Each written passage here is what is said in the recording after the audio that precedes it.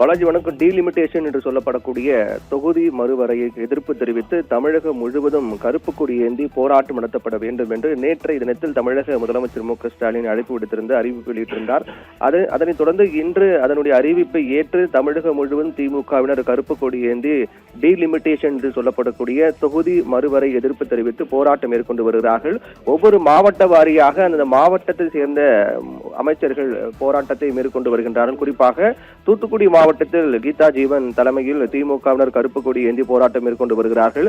அதே போன்று திருச்சி தென்னூர் பகுதியில் அமைச்சர் அன்பில் மகேஷ் தலைமையில் திமுகவினர் டீலிமிட்டேஷன் என்று சொல்லப்படக்கூடிய தொகுதி மறுவரைக்கு எதிர்ப்பு தெரிவித்து போராட்டம் நடைபெற்று வருகின்றது. அதே போன்று புதுக்கோட்டை, கரூர் உள்ளிட்ட பல்வேறு மாவட்டங்களில் திமுகவினர் கருப்பு கொடி ஏந்தி போராட்டம் நடத்தி வருகிறார்கள். புதுக்கோட்டையில் அமைச்சர் ரகுபதி, அதே போன்று கரூர் மாவட்டத்தில் செந்தில் பாலாஜி உள்ளிட்ட திமுகவுடைய முக்கிய தலைவர்கள், முக்கிய நிர்வாகிகள் அவர்கள் தலைமையில், அமைச்சர்கள் தலைமையில் இந்த போராட்டம் என்பது நடத்தப்பட்டு வருகிறது.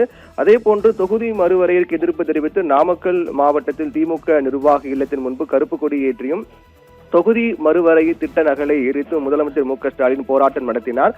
தொகுதி மறுவரை என்ற பெயரில் தன்னுடைய லிமிட்டை தாண்டி தமிழகம் உள்ளிட்ட தென் மாநிலங்களை பாஜக அரசு வஞ்சிக்கிறது என்ற குற்றச்சாட்டை முதலமைச்சர் மு.க.ஸ்டாலின் முன்வைத்திருக்கிறார். அதைத் தொடர்ந்து இன்று கொண்டு வரக்கூடிய இன்று நாடாளுமன்ற சிறப்பு கூட்டத்தொடர் தொடங்குகிறது. 3 நாட்கள், இன்று, நாளை மறுநாள் 18ஆம் தேதி வரை என 16, 17, 18 என 3 நாட்கள் நடைபெற இருக்கின்றது. அதைத் தொடர்ந்து வரக்கூடிய இந்த சிறப்பு கூட்டத்தொடரில் சட்ட திருத்தத்தால் பெயரளவுக்கு தமிழகம் உள்ளிட்ட தென் மாநிலங்களுக்கு தொகுதியை அதிகரிக்கின்றோம் என சொல்லிவிட்டு அவர்களுக்கு சாதகமான வட மாநிலங்களுக்கு மிக கூடுதலாக தொகுதிகளை அதிகரிக்கின்றனர் என்று முதலமைச்சர் மு.க.ஸ்டாலின் குற்றம் சாட்டியிருந்தார். அதன் தொடர்ச்சியாக தான் தொகுதி மறுவரைக்கு எதிர்ப்பு தெரிவித்து தமிழகம் முழுவதும் இன்று கருப்பு கொடி போராட்டம் நடத்தப்படும் என்று ஏற்கனவே முதலமைச்சர் மு.க.ஸ்டாலின் நேற்றைய தினத்தில் அறிவித்திருந்தார்.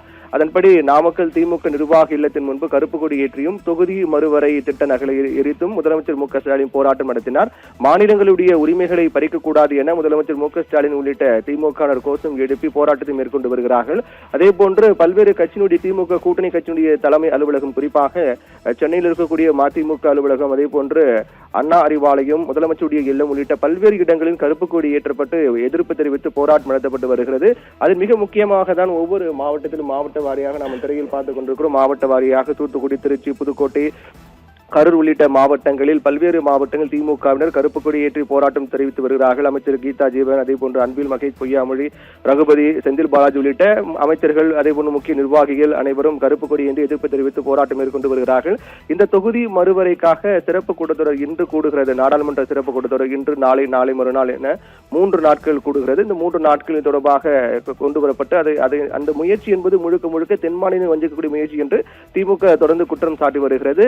இந்நிலையில் அரசியலமைப்பினுடைய 131வது திருத்த மசோதா, தொகுதி மறுவரையறை உள்ளிட்ட 3 மசோதாக்களை தாக்கல் செய்ய மத்திய அரசு திட்டமிட்டிருக்கிறார்கள். இன்று கூடக்கூடிய சிறப்பு கூட்டத்தொடரில் நாடாளுமன்ற மக்களவையில் எம்பிக்களுடைய எண்ணிக்கை என்பது கடந்த 1971 மக்கள் தொகை கணக்கெடுப்பின் அடிப்படையில் நிர்ணயிக்கப்பட்டிருக்கிறது. இந்த நிலையில்தான் மக்கள் தொகையில் ஏற்பட்டுள்ள மாற்றங்களை கருத்தில் கொண்டு தொகுதிகளை மீண்டும் சீரமைக்க மத்திய அரசு திட்டமிட்டிருக்கிறது. அதற்கேற்ற வகையில் தொகுதி மறுவரை மசோதாவை நாடாளுமன்றத்தில் இன்று அறிமுகப்படுத்தப்பட உள்ளது.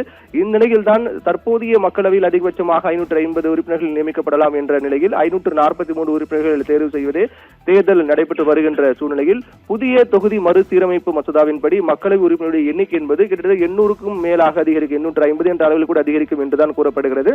இன்னும் உறுதியான தகவல் என்பது இன்றைய நாடாளுமன்ற சிறப்பு கூட்டத்தின் போது தெரியவரும் என எதிர்பார்க்கப்படுகிறது.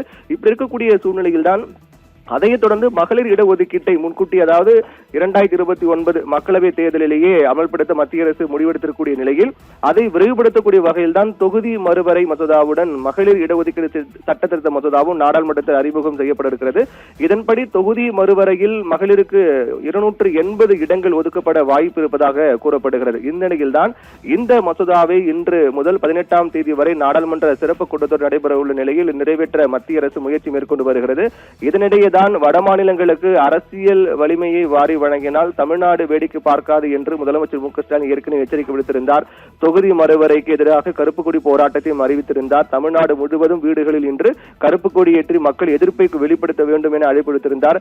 தேர்தல் பிரச்சாரம் ஒருபுறம் தீவிரமாக நடைபெற்று வரக்கூடிய நிலையில் இதுபோன்று டீலிமிட்டேஷன் என்று சொல்லப்படக்கூடிய தொகுதி மறுவரைக்கு எதிர்ப்பு தெரிவித்து தமிழகம் முழுவதும் திமுகவினர் கருப்பு கொடி ஏந்தி போராட்டம் தெரிவித்து வருகிறார்கள். இதற்கு எதிர்ப்பு தெரிவிக்கக்கூடிய வகையில் இந்த போராட்டம் என்பது முன்னெடுக்கப்பட்டு வருகின்றது.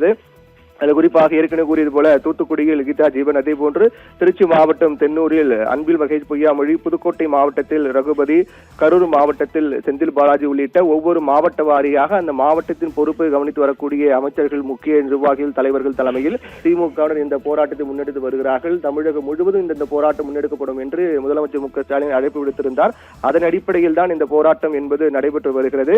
நேற்று தினத்தில் முதலமைச்சர் மு.க.ஸ்டாலின் வெளியிட்டிருந்த அறிக்கையில் உயரட்டும் கருப்பு கொடி, தமிழகம் போராடும், தமிழகம் வெல்லும், இந்தியாவுடைய வளர்ச்சிக்காக பாடுபட்ட குற்றத்துக்காக தமிழ்நாடு உள்ளிட்ட தென் மாநிலங்களுக்கு தண்டனையா என்றும், மத்திய பாஜக அரசு நாடாளுமன்றத்தில் கொண்டு வர இருக்கக்கூடிய தொகுதி மறுவரை சட்ட திருத்தம் தமிழகத்துக்கும் தென் மாநிலங்களுக்கும் இழைக்கப்படக்கூடிய மாபெரும் வரலாற்று அநீதி என்று குற்றம் சாட்டியிருந்தார். அதன் தொடர்ச்சியாக விந்திய மலைக்கு தெற்கே இருக்கக்கூடிய தென்னிந்தியர் ஒவ்வொருவரும் கொதித்து போயிருக்கின்றோம் என்றும், நெருப்போடு விளையாடுகிறது பாஜக என்றும், தொகுதி மறுவரைக்கு எதிராக தமிழ்நாடு முழுவதும் வீடுகளிலும் பொது இடங்களிலும் கருப்பு கொடி ஏற்று போராட்டம் நடக்கும் என்று நேற்று தினத்தில் அறிவித்திருந்தார்.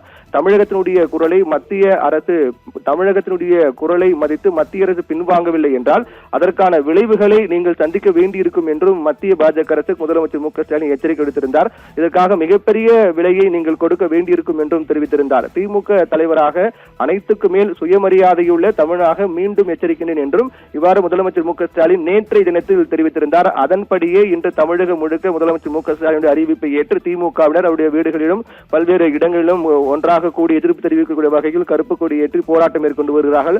மாவட்ட வாரியாக இந்த போராட்டம் மேற்கொள்ளப்பட்டு வருகிறது. நாமக்கல்லில் முதலமைச்சர் மு.க.ஸ்டாலின் கருப்பு கொடி ஏற்றி திமுக நிர்வாகி இல்லத்தின் முன்பு கருப்பு கொடி ஏற்றி அந்த நகலை எரித்து போராட்டம் மேற்கொண்டார். இப்படியாக தமிழகம் முழுவதும் இன்று திமுக தலைவரும் முதலமைச்சருமான மு.க.ஸ்டாலின் அழைப்பை ஏற்று போராட்டம் நடைபெற்று வருகிறது. பாலாஜி.